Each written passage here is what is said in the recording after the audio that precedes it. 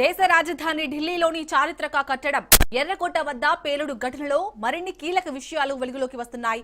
ఈ పేలుడుకు ముందు నిందితులు ఎర్రకోట వద్ద రెక్కీ చేసినట్లు తెలుస్తోంది. వచ్చే ఏడాది గణతంత్ర వేడుకలను లక్ష్యంగా చేసుకుని భారీ దాడికి పాల్పడాలని వీరు ప్లాన్ చేసినట్టు దర్యాప్తులో వెల్లడైంది.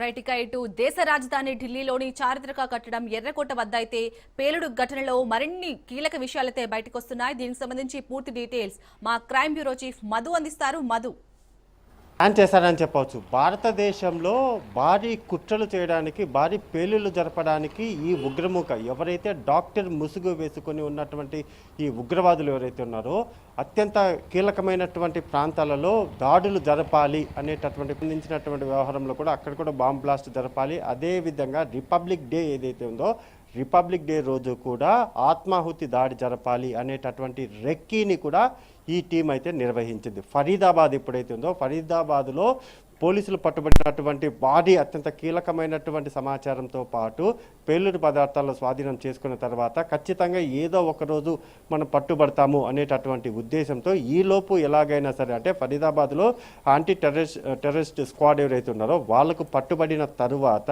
డెఫినెట్గా కూడా ఏదో ఒక రోజు తాము కూడా పట్టుబడతాం కాబట్టి ఈ లోపలే ఎలాగైనా సరే ఒక భారీ మనం చూసాము అత్యంత దారుణమైనటువంటి ఢిల్లీలో జరిగినటువంటి బాంబ్ బ్లాస్ట్ ఏదైతే ఉందో అది కూడా చేశారు. మొయినుద్దీన్ చాలా కీలకమైనటువంటి పర్సన్.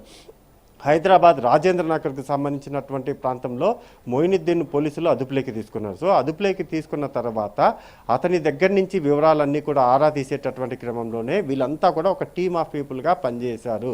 ఉగ్రవాదులతో అంటే పాకిస్తాన్కి సంబంధించినటువంటి ఉగ్రవాదులు ఎవరైతే ఉన్నారో ఆ ఉగ్రవాదులతో సంబంధాలు పెట్టుకొని ఆపరేషన్ సింధూర్ ఏదైతే ఉందో ఆపరేషన్ సింధూర్కి ప్రతీకారం తీర్చుకునేందుకు ఈ ప్లాన్ అంతా కూడా చేశారు. భారతదేశానికి సంబంధించినటువంటి రక్షణ రంగం పూర్తిగా కూడా ఉగ్రవాదులకు సంబంధించినటువంటి ఇన్ఫర్మేషన్ అంతటి కూడా రాబడుతున్నటువంటి నేపథ్యంలోనే ఎప్పుడైతే పహల్గామ్ దాడి జరిగిందో ఆ తర్వాత పహల్గామ్ దాడి తర్వాత ఆపరేషన్ సింధూర్ను ఇండియన్ గవర్నమెంట్ మొదలుపెట్టిందో దానికి ప్రతీకారం తీర్చుకోవడానికే పైకి మాత్రము వైద్యుడు అనేటటువంటి ముసుగు వేసుకున్నటువంటి 4 డాక్టర్లకు సహాయ సహకారాలు వాళ్ళంతా కూడా తీసుకొని ఉగ్రవాదులతో చేతులు కలిపి రిపబ్లిక్ డే రోజున బాంబ్ బ్లాస్టులు జరపాలి, దానితో పాటు ఇతర కీలకమైనటువంటి ప్రాంతాలు ఏవైతేనో అక్కడ ఆత్మాహుతి దాడి జరపాలి అనేటటువంటి ప్లాన్ అయితే చేశారు.